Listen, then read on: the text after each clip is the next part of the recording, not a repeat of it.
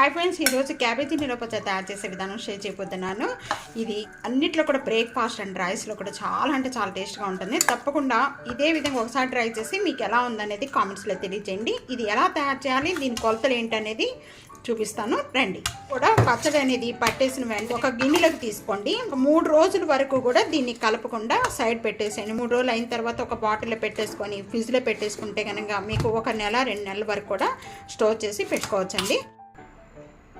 Hi friends, నమస్తే, welcome to ఆనోస్ kitchen. ఈరోజు cabbage నిలవ పచ్చడి తయారు చేసే విధానం షేర్ చేస్తున్నానండి. క్యాబేజీ నిలవ పచ్చడి తయారు చేసుకోవడానికి ఇక్కడ నేను 1/2 కేజీ క్యాబేజ్ తీసుకున్నాను.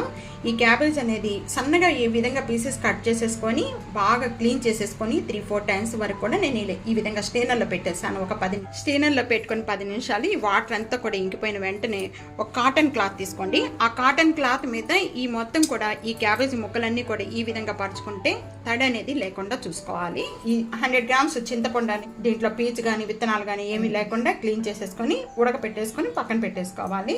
క్యాబేజ్ ఆరే లోపల 100 గ్రామ్స్ చింతపండు ఈ విధంగా కొద్దిగా వాటర్ పోసుకొని బాగా ఉడకపెట్టుకోవాలి. ఈ టేబుల్ స్పూన్తో 2 టేబుల్ స్పూన్ మెంతులు, 2 టేబుల్ స్పూన్ ఆవాలు, ఇవి స్మెల్ వచ్చే వరకు కూడా మెంతులు అనేది వేయించుకొని మంచిగా ఈ విధంగా మిక్సీలో పట్టేసుకొని మెత్తగా పౌడర్ చేసేసుకొని సైడ్ పెట్టేసుకోవాలి.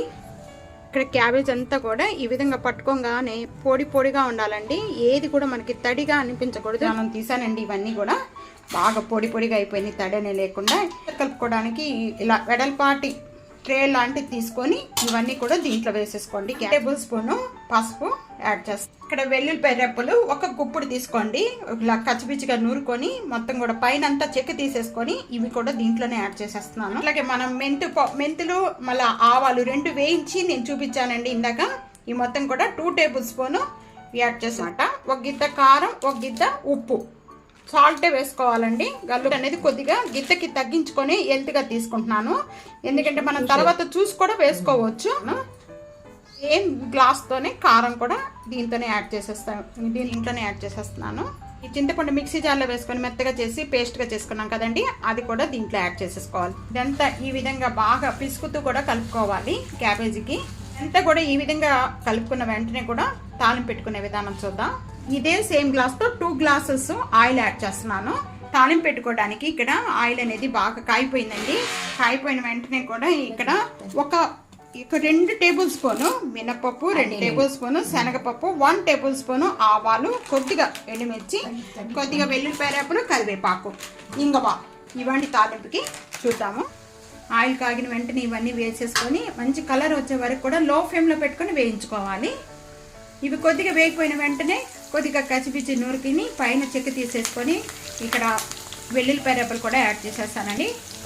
అలాగే కరివేపాకు కూడా. అన్ని కొద్దిగా వేగిపోయిన వెంటనే కూడా ఇంగువ యాడ్ చేసుకోవాలి. కొద్దిగా ఒక 1/2 టేబుల్ స్పూన్ ఇంగువ యాడ్ చేసుకోండి, చాలా బాగుంటుంది. ఇంగువ బాగా కలుపుకోవాలి. మంచి కలర్ వచ్చి మంచి స్మెల్ వస్తూ ఉంటుంది అనమాట. ఇవన్నీ వేగేటప్పుడు అదే గుర్తు మనకి తాలింపు అనేది. తాలింపు ఎంత వేగితే పచ్చళ్ళు అంత బాగుంటాయి. తాలింపు అంతా కూడా ఈ విధంగా వేగిన వెంటనే కూడా బాగా చల్లారైన తర్వాత ఈ పచ్చళ్ళ కలుపుకోవాలండి. వేడి మీద కలపకూడదు. ఇక్కడ బాగా చల్లారిపోయిందండి. చల్లారిపోయిన వెంటనే కూడా ఈ పచ్చడి ముందు మనం ప్రిపేర్ చేసుకున్న పచ్చళ్ళలో ఈ తాలింపు అంతా కూడా కలిపేసుకోవాలి. కలిపేసుకొని ఈ పచ్చడి అంతా కూడా మళ్ళీ తాలింపు వేసిన వెంటనే ఒకసారి మొత్తం కూడా కిందకి పైకి ఈ పచ్చడి అంతా కూడా బాగా కలుపుకోవాలి. మీకు కారము, ఉప్పు ఈ 2 చూసుకొని అలా వేసుకోవచ్చండి సరిపడిపోతే. ఒకసారి ఇదే విధంగా ఇదే కొలతతో ట్రై చేసి మీకు ఈ పచ్చడి ఎలా ఉంది టేస్ట్ అనేది నాకు కామెంట్స్లో తెలియజేయండి.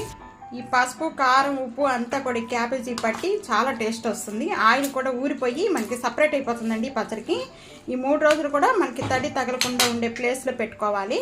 పెట్టేసుకొని అప్పుడు మనం రెగ్యులర్గా పచ్చడి ఎలా తీసుకుంటామో అలాగే యూజ్ చేసుకోవచ్చు అనేది. ఇదే కొలతలతో ఇదే విధంగా ఒకసారి ట్రై చేసి మీకు ఎలా ఉందనేది నాకు కామెంట్స్లో తెలియజేయండి.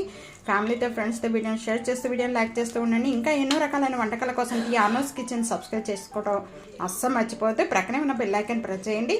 Thank you for watching.